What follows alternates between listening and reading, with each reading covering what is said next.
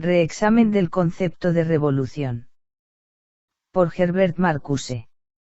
El concepto de revolución en la teoría marxista abarca un periodo histórico completo, la etapa final del capitalismo, el periodo de transición de la dictadura proletaria y la etapa inicial del socialismo. Es en sentido estricto, un concepto histórico que proyecta tendencias reales en la sociedad, y es un concepto dialéctico que proyecta las contratendencias en el periodo histórico respectivo, en la medida en que son inherentes a este periodo. Estas tendencias y contratendencias son manifestaciones de las cuales la teoría y la práctica marxistas mismas, son elementos esenciales. La propia teoría marxista es un poder en la lucha histórica, y en la medida en que sus conceptos, traducidos a la práctica, se convierten en fuerzas de resistencia, cambio y reconstrucción, están sujetos a las vicisitudes de la lucha que reflejan y comprenden, pero no dominan. El reexamen es por lo tanto, un elemento del concepto de revolución, parte de su desarrollo interno. Este artículo puede plantear solo algunos de los problemas involucrados en dicho reexamen. Comenzaré con una breve recapitulación de los conceptos marxistas. Primero. Una revolución socialista, derrocando el sistema capitalista, introduciendo la propiedad colectiva de los medios de producción y control por parte de los productores directos. Segundo. Se inicia en las sociedades industriales avanzadas, debido a la magnitud de las contradicciones internas en esta etapa del capitalismo, y debido a la posible realización del principio socialista a cada cual según sus necesidades.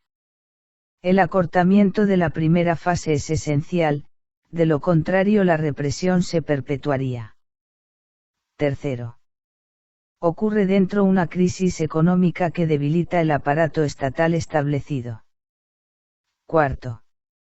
Es llevada a cabo por la acción organizada a gran escala de masas de la clase trabajadora, conduciendo a la dictadura del proletariado como una etapa transitoria. El concepto contiene las siguientes presuposiciones democráticas. A. Que la revolución es un asunto de la mayoría. B. Que la democracia ofrece las condiciones más favorables para la organización y la formación de la conciencia de clase. Estas presuposiciones subrayan la importancia del factor subjetivo, la conciencia de los hechos de la explotación y de las formas de deshacerlos. La experiencia de condiciones intolerables y la necesidad vital de cambio son condiciones previas de la revolución. Pero el concepto marxista de revolución también implica continuidad en el cambio, desarrollo de las fuerzas productivas contenidas en el capitalismo, toma de control de la tecnología y del aparato técnico por parte de los nuevos productores. Lo que está en juego en el reexamen no es solo la identificación y enumeración de las presuposiciones invalidadas por el desarrollo real, sino también el concepto de revolución como un todo, porque todos sus elementos están interrelacionados. Esto implica un reexamen del concepto marxista de la relación estructural entre el capitalismo y el socialismo bajo los siguientes aspectos. Primero. El problema de la transición, el socialismo en coexistencia con o como sucesor, heredero del capitalismo. Segundo. La redefinición del socialismo, de acuerdo con la nueva etapa histórica del desarrollo global, a saber, cuál es la diferencia cualitativa del socialismo como negación determinada del capitalismo. El alcance de este reexamen está determinado por la propia teoría marxista, es decir, por la necesidad inherente de desplegar la intención dialéctica de sus conceptos en el análisis de la realidad social. En la medida en que el capitalismo corporativo es diferente de las etapas previas del capitalismo, que han guiado el concepto marxista y en la medida en que el desarrollo del capitalismo ha desviado el del socialismo y viceversa, el concepto de revolución será un nuevo concepto. Pero en la medida en que la etapa alcanzada por el capitalismo y el socialismo es el resultado de las fuerzas económicas y políticas que determinaron las etapas precedentes, el nuevo concepto será el desarrollo interno del anterior. Las siguientes secciones simplemente proponen algunas pautas para la elaboración del nuevo concepto. Contexto global. Quizás el aspecto más general del reexamen es el cambio en el marco teórico, que refleja el cambio en y la extensión de la base social para la posible revolución, o para la posible contención y derrota de la revolución. Este marco teórico el de la actividad subversiva se ha convertido en uno global, no hay ningún concepto, ninguna acción, ninguna estrategia que no tenga que ser proyectada y evaluada, como elemento, oportunidad y elección en la constelación internacional.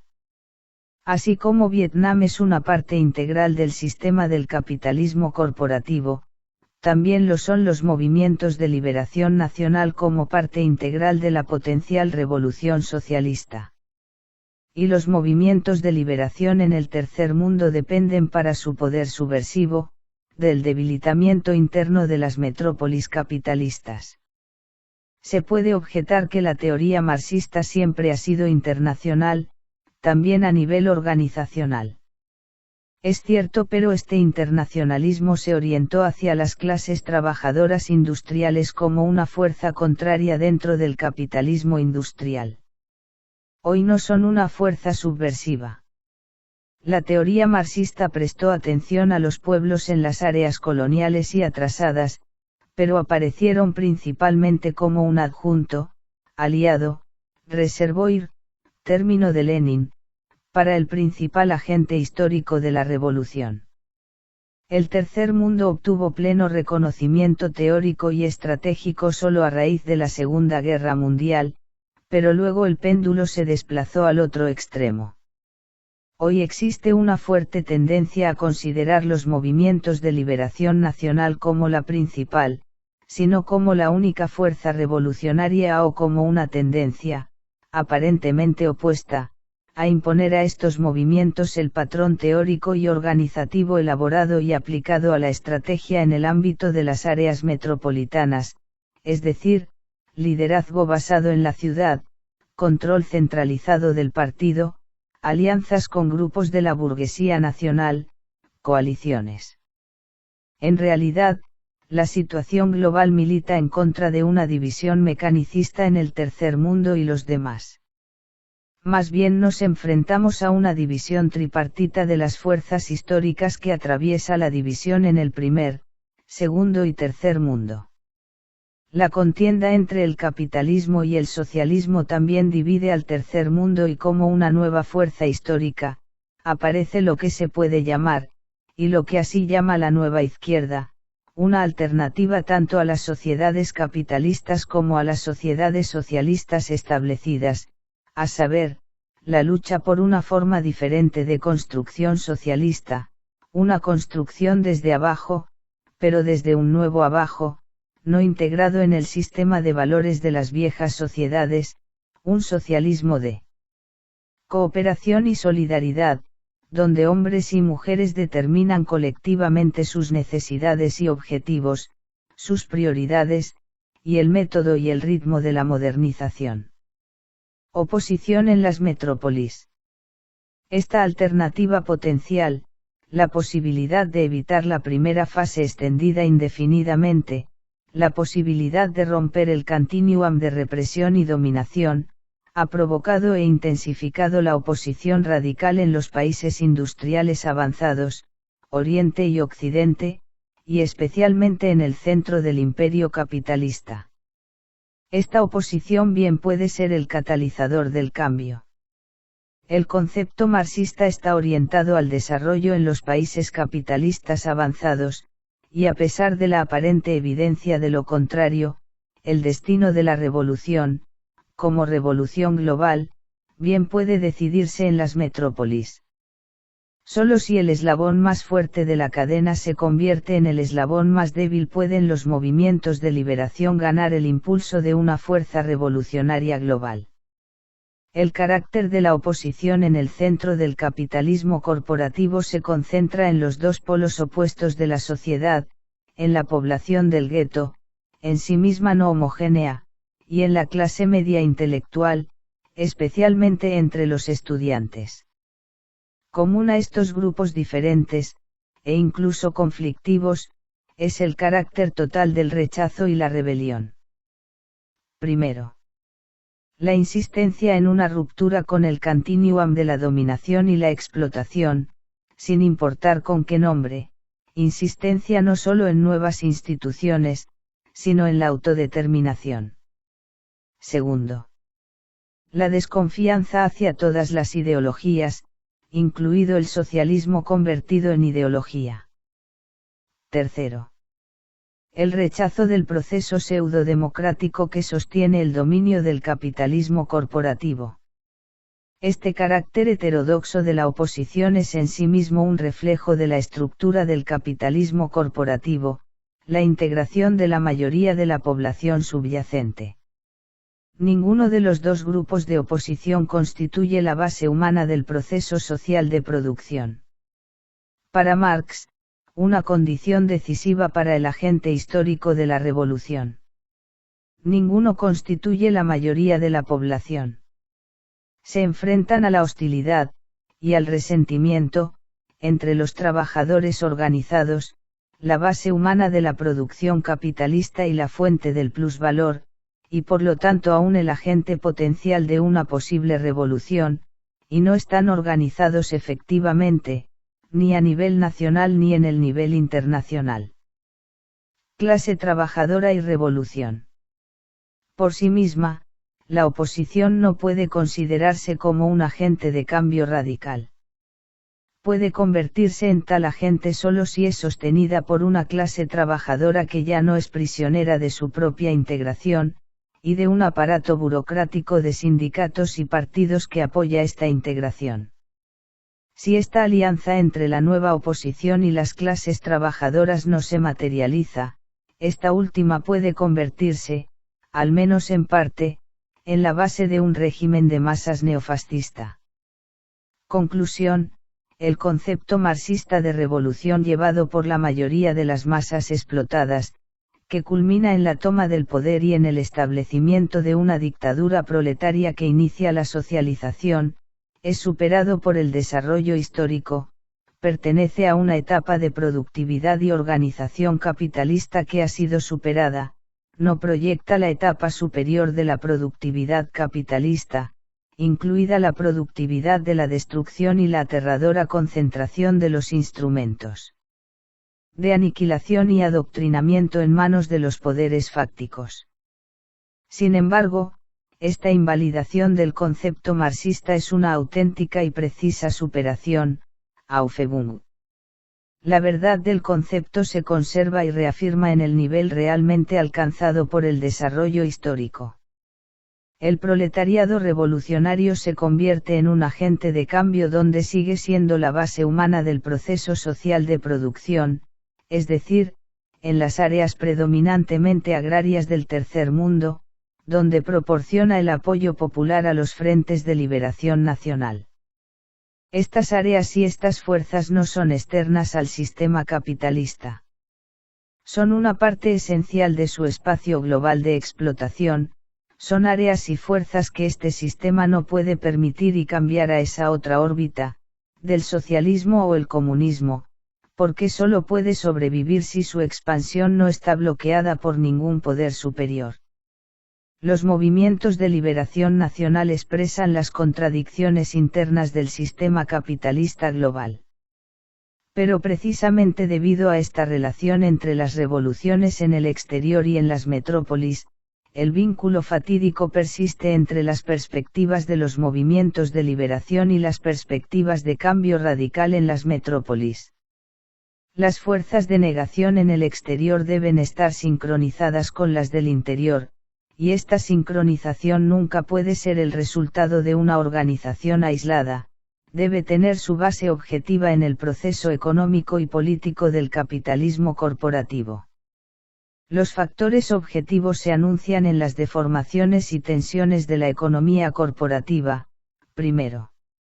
La necesidad de competencia y la amenaza de una automatización progresiva, con el consiguiente desempleo, demanda cada vez mayor de absorción de mano de obra por trabajos y servicios parasitarios no productivos. Segundo. El costo de las guerras neocoloniales o el control de las dictaduras corruptas aumenta cada vez más. Tercero. Como resultado de la reducción cada vez mayor de la fuerza de trabajo humana en el proceso de producción, el margen de ganancia disminuye. Cuarto. La sociedad requiere la creación de necesidades cuya satisfacción tiende a entrar en conflicto con la moral y la disciplina necesarias para el trabajo en el capitalismo. El reino de la necesidad es invadido por lo innecesario, los artilugios y los dispositivos de lujo coexisten con la pobreza y la miseria continuas, los lujos se vuelven necesidades en la lucha competitiva por la existencia.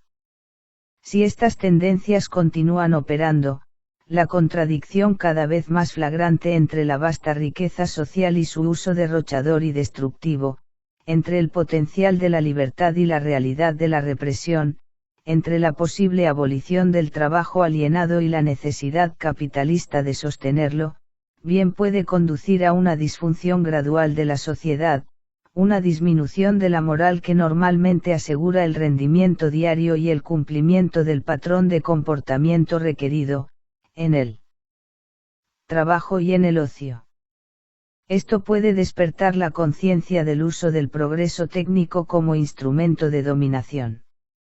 Los acontecimientos de mayo y junio en Francia en 1968 han demostrado hasta qué punto estas tensiones en la sociedad establecida pueden aflojar el control de la integración capitalista y sindical y promover la alianza entre los grupos de la clase trabajadora y la intelectualidad militante. El concepto de revolución debe tomar en cuenta esta eventualidad de la desintegración difusa, aparentemente espontánea del sistema, el aflojamiento general de su cohesión, una expresión de la obsolescencia objetiva del trabajo alienado, de la presión para la liberación del ser humano de su función como agente y servidor del proceso de producción. La revolución puede verse como una crisis del sistema en afluencia y superfluidad. Los agentes de cambio. En tal crisis, los agentes históricos del cambio emergerían y no serían idénticos a ninguna de las clases tradicionales. Pero la calificación de estos agentes puede medirse si recordamos el elemento quizás más decisivo en el concepto marxista, a saber, que el sujeto histórico de la revolución debe ser la negación definitiva también en el sentido de que este sujeto es una clase social libre de, es decir, no contaminada por las necesidades e intereses explotadores del ser humano bajo el capitalismo, que es sujeto de necesidades y valores humanistas esencialmente diferentes. Esta es la noción de la ruptura con el continuum de dominación, la diferencia cualitativa del socialismo como una nueva forma y modo de vida, no solo el desarrollo racional de las fuerzas productivas, sino también la reorientación del progreso hacia el final de la lucha competitiva por el existencia, no solo la abolición de la pobreza y el trabajo, sino también la reconstrucción del entorno social y natural como un universo pacífico y bello, transvaloración total de los valores, transformación de las necesidades y objetivos.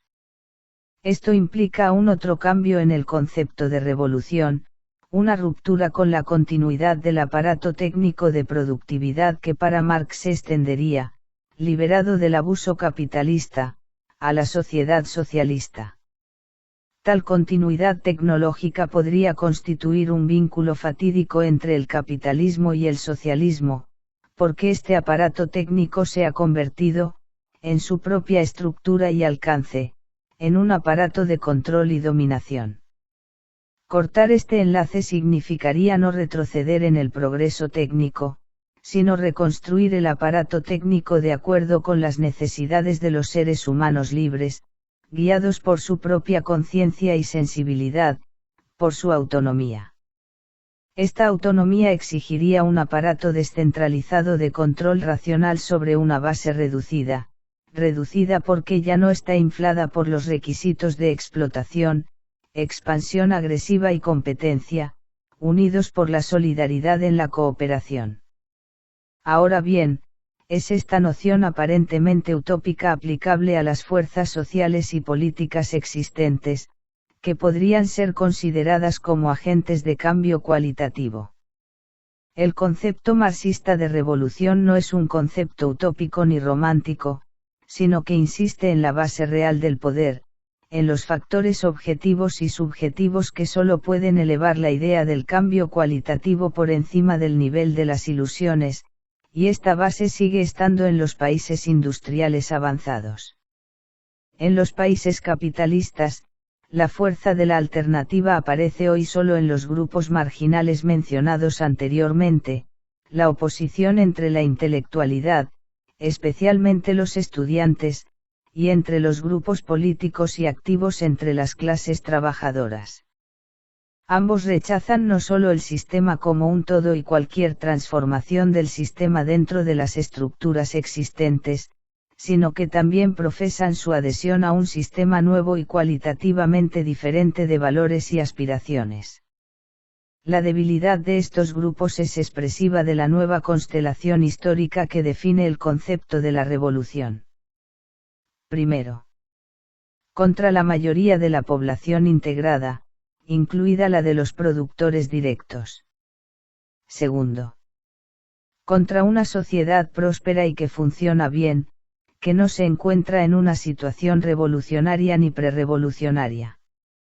De acuerdo con esta situación, el papel de esta oposición es estrictamente preparatorio, su tarea es la ilustración radical, en teoría y para la práctica, y el desarrollo de cuadros y núcleos para la lucha contra la estructura global del capitalismo. Porque es precisamente en su estructura global donde se afirman las contradicciones internas, en la resistencia sostenida contra la dominación neocolonial, en el surgimiento de nuevos y poderosos esfuerzos para construir una sociedad cualitativamente diferente en Cuba, en la revolución cultural de China y por último, pero no menos importante, en la coexistencia más o menos pacífica con la Unión Soviética. Aquí también, existe la dinámica de dos tendencias antagónicas, 1. El interés común de tener naciones frente a las convulsiones internacionales en el precario equilibrio de poder. 2. Los intereses en conflicto de los diferentes sistemas sociales, tanto asegurando como defendiendo sus respectivas órbitas políticas y estratégicas. Conclusión. El concepto marxista de revolución debe comprender los cambios en el alcance y la estructura social del capitalismo avanzado, y las nuevas formas de las contradicciones características de la última etapa del capitalismo en su marco global. Las modificaciones del concepto marxista aparecen entonces, no como adiciones o ajustes extraños, sino más bien como la elaboración de la propia teoría marxista. Un aspecto, sin embargo, parece ser incompatible con esta interpretación. Existe en Marx una tensión que puede llamarse un prejuicio racionalista, incluso positivista, a saber, su creencia en la necesidad inexorable de la transición a una etapa superior del desarrollo humano y en el éxito final de esta transición. Aunque Marx era muy consciente de la posibilidad del fracaso, la derrota o la traición, la alternativa socialismo o barbarie no era una parte integral de su concepto de revolución. Debe convertirse en una parte tal, que la subordinación del ser humano a los instrumentos de su trabajo, al aparato total y abrumador de producción y destrucción, ha alcanzado el punto de un poder casi incontrolable, objetivado, cosificado, verdinglicht, detrás del velo tecnológico y detrás el interés nacional movilizado. Este poder parece ser autopropulsado y tener a la gente adoctrinada e integrada. Puede dar el golpe fatal antes de que las contrafuerzas sean lo suficientemente fuertes como para evitarlo, una explosión de la contradicción interna que haría que un nuevo examen del concepto de revolución sea una empresa meramente abstracta y especulativa. La toma de conciencia de esta posibilidad debería fortalecer y solidificar a la oposición en todas sus manifestaciones, es la única esperanza.